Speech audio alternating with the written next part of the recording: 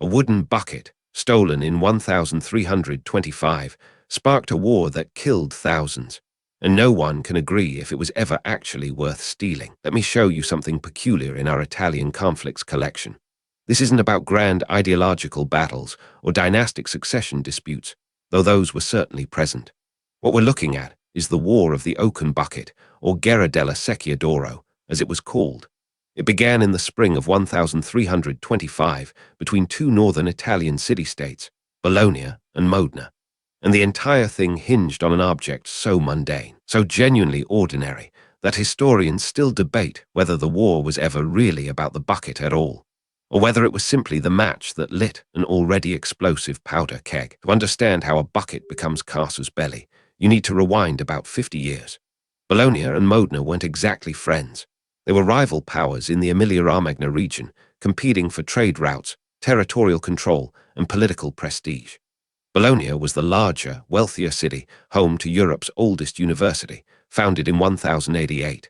Modena was smaller, hungrier, and increasingly bitter about Bologna's dominance in the region. By the 1320, the tension between them was less like a cold war and more like two dogs circling before they bite. Now, May 1325, a Modenese military detachment, accounts vary on the exact size, somewhere between 50 and 200 soldiers, depending on which chronicle you trust, crossed into Bolognese territory near the village of Zappolino. Their mission was ostensibly a raid, but during that incursion, they seized something from a Bolognese fortress, a wooden bucket, not a golden bucket, despite what the later name suggests, not encrusted with jewels, just oak, a utilitarian water bucket.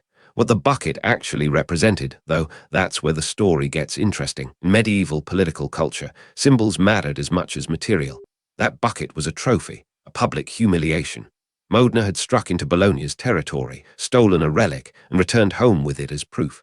Imagine the propaganda value. We were strong enough to raid you. We took what we wanted. Bologna couldn't stop us. The Bolognese naturally saw this differently. They saw an act of war. They saw an insult that demanded immediate, overwhelming response. Here's what neither city's leadership fully grasped at that moment. They were about to trigger something neither could control. Within weeks of the bucket's theft, Bologna mobilized. They assembled an army, sources estimate between 2,000 and 4,000 soldiers, though exact numbers are clouded by propaganda from both sides. Modena, sensing the response, called on its allies. Ferrara joined Modena's coalition. Bologna's allies rallied as well. What had begun as a localized raid was hardening into a full regional conflict. November 11th, 1325. This is where the historical record crystallizes. The two armies met near Zappolino, the same village where the bucket had been taken months earlier. The battle that followed was brutal and decisive. Bologna's forces, larger and better organized, overwhelmed Modena's contingents. Casualty estimates range from 2,000 to 4,000 deaths, though again, we're reading chronicles written by the victors. What matters is this: it was the bloodiest battle in the region in living memory. All of this, thousands of lives, years of conflict, territorial upheaval, traced back to a wooden bucket. But here's what makes this genuinely fascinating from a historical perspective, and why I keep returning to this artifact. The bucket wasn't actually the cause. It was the pretext. Modern historians, and I mean serious archival researchers, not popular accounts, have largely concluded that Bologna and Modena were always going to collide. The bucket simply gave both sides permission to do what they already wanted to do. Modena wanted to prove itself a major power. Bologna wanted to crush a rival. The bucket was the narrative hook they both needed. The aftermath reshaped the political landscape of northern Italy.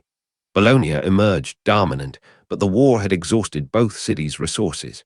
Modena never recovered its former influence in the region. Ferrara's alliance with Modena damaged its relationship with Bologna, consequences that rippled through the next century of Italian politics. The bucket itself, it vanished from historical record. Some sources claim it was eventually returned. Others suggest it was lost or destroyed. No one actually knows what happened to it. What makes this case study invaluable for understanding history is that it reveals how conflict operates in reality versus how we narrate it. We love clean origin stories. A single cause, a clear villain, a moment where everything changes. The War of the Oaken Bucket doesn't work that way.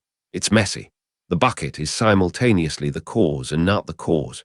It's the spark, but the tinder was already soaked in accelerant. That complexity, that's where genuine historical understanding begins. Subscribe to this channel because history's most consequential moments rarely announce themselves with trumpets.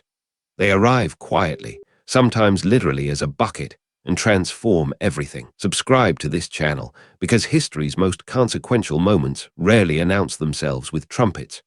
They arrive quietly, sometimes literally as a bucket, and transform everything.